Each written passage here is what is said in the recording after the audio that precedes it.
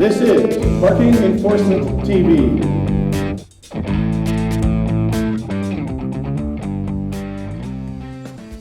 Hello and welcome to this edition of Parking Enforcement TV. I'm your host, as always, Steve Offroth, and today we want to give a shout out to the Parking Enforcement Officers of Eugene, Oregon. We are live in the studio at Fit City Wellness Center, and this program is for you, the Parking Enforcement Officers of Eugene. Parking Enforcement TV is designed for you, the parking officer. This program brings you the latest health, fitness, and safety information to give you what you need to patrol the streets of your community in a safe and efficient manner. So today we want to take a look at your shoulders. And I know in Eugene they do chalking of the tires, and so whether you're doing it a couple hours a day, 4 hours a day, whatever you're doing, your shoulder joint is taking those micro shocks every time you come in contact with a tire. So I have a chalking stick here, and so if you're driving, you're going to be leaning out of your cart a little bit, depending upon where you hold your stick, whether down low or at the end. It doesn't matter, because you have to stabilize your torso to lean out while you're holding onto the steering wheel while you're reaching and chalking the tires. So every time the chalk stick comes in contact with the tire, no matter how fast or slow you're going, your shoulder joint will take a little bit of a shock. And so that's what this program is all about, is what can you do in a safe and efficient and a timely manner to make your shoulder joint and the integrity of the shoulder joint stronger. So that's what this program is for today, is to give you some straightforward information on how to increase the integrity of the rotator cuff group, which is the group that allows the stability of the shoulder joint. So every time you hit that tire, that rotator cuff muscle group is stabilizing the shoulder girdle, so you can do that. Also, we want to focus on the low back and the core. And we want to do some stretching exercises. We want to do some specific exercises that will help strengthen your core and strengthen the shoulder joint. So welcome to Parking Enforcement TV and this edition. Welcome back to the exercises for the rotator cuff. So exercise number 1 is a simple, what's called external and internal rotation from the shoulder joint. So I've got these weighted balls that I'm going to provide you. So they range in weight from 1 pound to 3 pounds to 5 pounds of blue and 8 pounds of green. So there's no reason to try to over muscle this. This is a simple, straightforward exercise to work on range of motion and strength for the rotator cuff group. So the first exercise, I'm going to be laying on my back with my knees bent, feet flat on the floor, and you'll see the motion rotating over and back. I have an overhead view as well as a view from the side here. So I'm going to use the just the 3-pound ball, which is a silver one, just for demonstration purposes. And so I'm just going to lay on my back, move to this position, and so I'm flat on my back, and I start with my armpit at 90 degrees, holding onto the ball. My elbow is bent at 90 degrees. So I'm going to rotate back until the back of my hand touches the floor, and then I'm going to rotate all the way over until the ball touches the floor. So the main thing on this is to keep your shoulder joint down to the carpet or to the floor. So as I rotate back, it's nice and easy. I get a stretch. So if you have a tight shoulder, you might not be able to get your back of your hand all the way to the carpet or the floor, that's fine.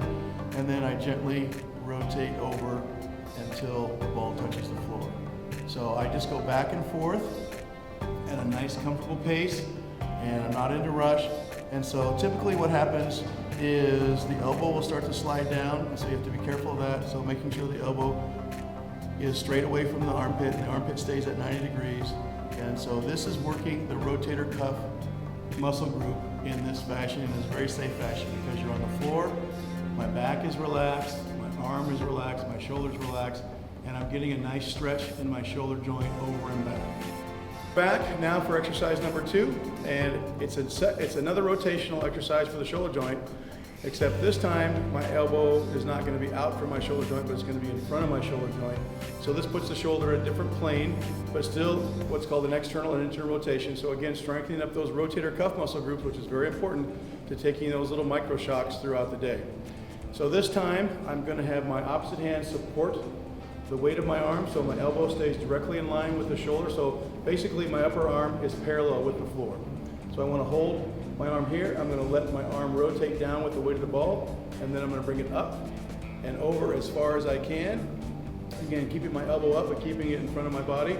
So it might take a little bit of effort and a little bit of work for that. Let it drop down, relax, let it rotate up, and bring it over as far as you can. And so again, start off with one set of 10 repetitions. And if you desire to go and do more, then I would switch to the other side and do 10 repetitions over there, and then again come back to this side. So this is the side that's taking the most micro shocks all day long when you're chalking tires. So again, rotating down, letting the shoulder joint stretch down, bringing the ball up and over, and trying to get as great a range of motion as you can.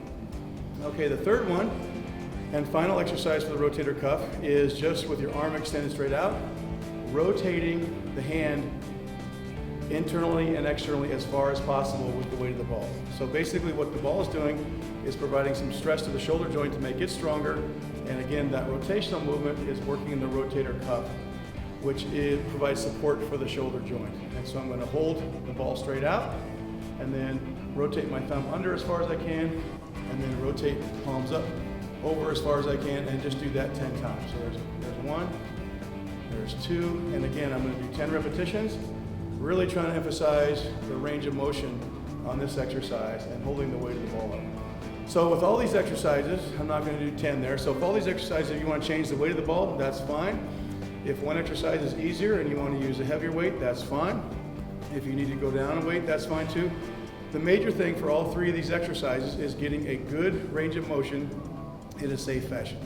So all these three exercises will do a lot to strengthen up that shoulder joint, and which hopefully will provide you a stress-free shoulder.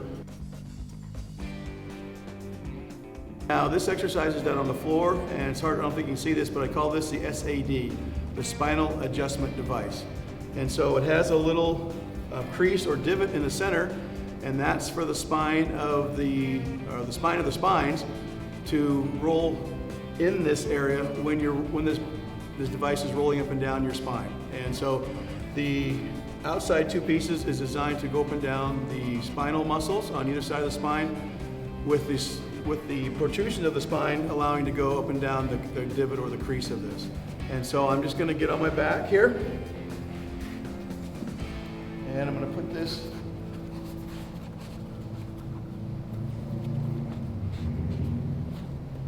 right underneath my tailbone, and then I'm just going to roll out, and you won't be able to see the whole way, but as I roll, then the wheel part massages my muscles and my spine goes right up and down the little divot in the device.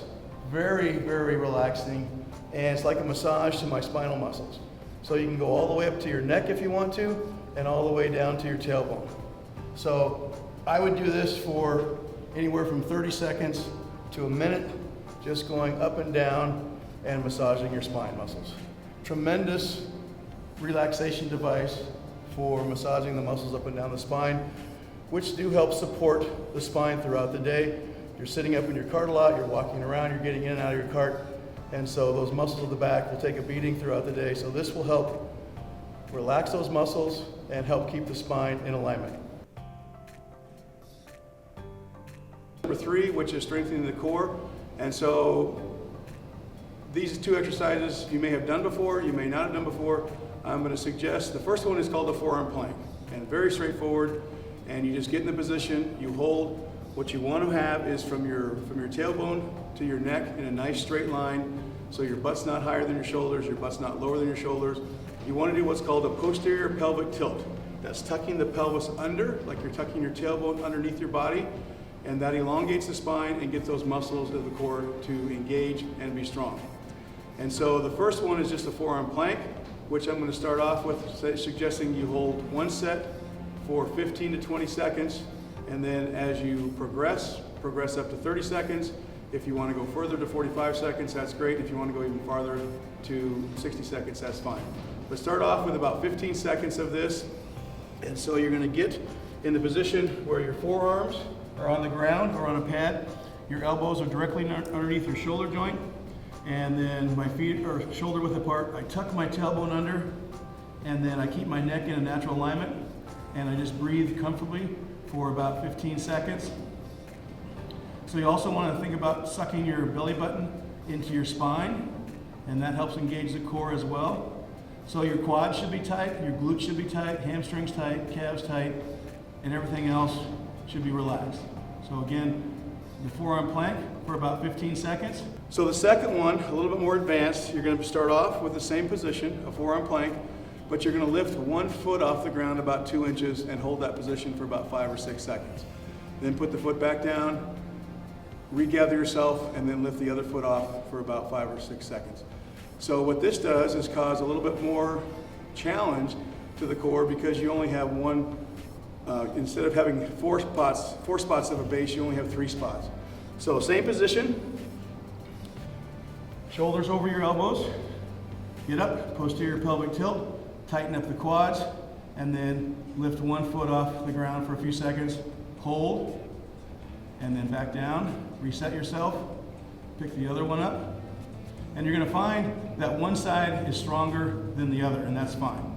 And you're going to find that one side provides a little bit more challenge than the other, and that's fine.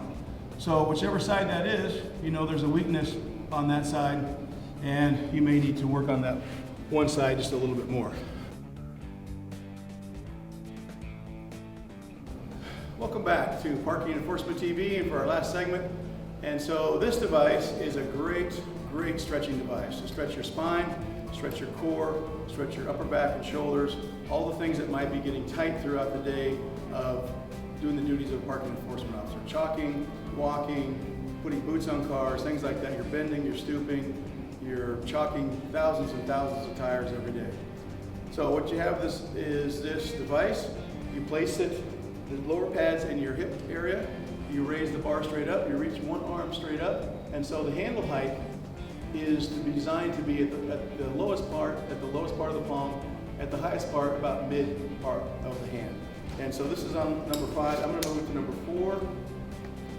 So my lower part of my hand is still above that. I can move it to level 3, and so I can either have it on level 3, which is the middle, or if I wanted to so I get accustomed to this is level 4. I'm going to move to level 4. So the first stretch is I'm sitting, and ideally if you can find a sitting device that puts your hips just a little bit higher than the knee joint, that would be perfect. My knees are bent, my feet are flat on the floor. I'm going to make sure that the lower pads are in my pelvis region. I'm going to reach up and grab the handles. So what makes this work is that when I grab and I lean forward, my hands don't rotate on the pads. So once I secure my grip, I have it tight, and so as I lean forward, what happens is my spine starts to stretch. Okay, because the lower pads are pushing into my pelvis, so my back is nice and straight going down, and I want to just lean forward until I get a nice stretch on my spine. And you can do this for I do it anywhere from 15 to 30 seconds. So if you want to start off with 15 seconds, that's fine. If you want to do multiple sets, that's fine. So again, having your grip, and it doesn't matter if your thumb is under or your thumb is over, as long as when you grip, you do not let your hands rotate or spin. And then as I stretch forward, this elongates my spine, puts my spine on a little bit of traction, and gives me a great stretch. So you make sure you want to be breathing through this, not holding your breath at all. So the second stretch, my legs are in the same position. This time I'm going to cross one hand over, cross one hand on top. So now my left hand is on top. So I'm going to stretch forward first to get a stretch to my spine. And then I'm going to go to the right, so away from my left hand. And so this adds a whole nother stretch to my upper left side of my spine or my back, into my scapula, into my upper shoulder. It's a great stretch. So I'm going to hold that for 10 or 15 seconds. Come back. If I need to reposition the bar, that's fine. And now I'm going to have my right hand on top, again squeezing so I do not lose grip. I don't let my hands rotate. I stretch forward, and then I'm going to bend off to my left. And a great stretch for my low back, my right side, my right scapula, my right shoulder joint. Tremendous stretch. And so again, hold that for 15 seconds, anywhere from 15 seconds to 30 seconds. Come back up, again not holding your breath.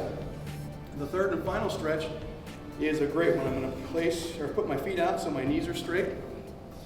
And so with this stretch, you're adding your hamstrings in because your spine or your pelvis is not moving, but you've straightened out your knee joint, so that's going to put your hamstrings on stretch. So again, you want to make sure that the lower pads are in your hip area. I'm going to grip on the handles and then just gently go forward, and I can feel the stretch in my low back. I feel it in my hamstrings. So you want to make sure that you don't overstretch. So just stretch till you feel a little bit of tension. You're breathing comfortably, holding the stretch for about 10 or 15 seconds, or 15 seconds to 30 seconds, whatever works for you. And you can do that multiple times. And so this device can be used, I would use it at the end of your shift. We could use it at the beginning of your shift if you want to stretch out. But it's a tremendous device. So with this device, the exercise falls for the rotator cuff. If you add in those, you add in a spinal adjustment device, so massaging the muscles of your back, plus straightening out the spine. The core exercises to increase the core, and then adding in the spinal stretching device at the end of your shift.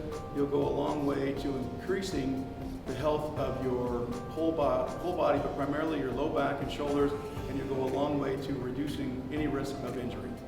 So that'll do it from the quaint little town of Eugene, Oregon. And so again, a shout out to the parking enforcement officers of Eugene, Oregon, and we'll see you next time on Parking Enforcement TV.